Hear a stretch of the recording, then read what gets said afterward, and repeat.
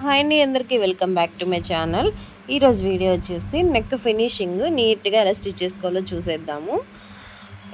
Lining fabric main fabric ఇలా join చేసుకోవాలండి. Lining join చేసిన తర్వాత ఇలా నెక్ పార్ట్లోది మధ్యలో క్లాత్ కట్ చేసుకుని ఈ విధంగా చిన్నగా కట్స్ పెట్టేసుకుని లైనింగ్ క్లాత్ అనేది ఈ విధంగా తిరిగేసుకోవాలి. ఈ విధంగా మంచిగా పైన సన్నని కుట్టు వేసుకోవాలి.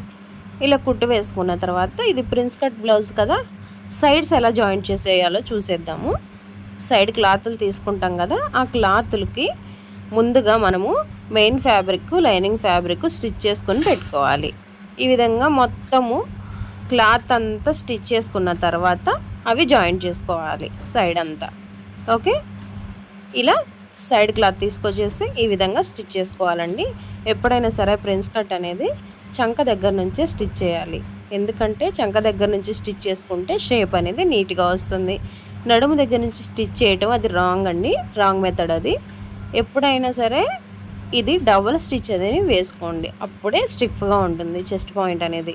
ఓకే, వీడియో నచ్చితే ప్లీజ్ ఒక లైక్ చేయండి.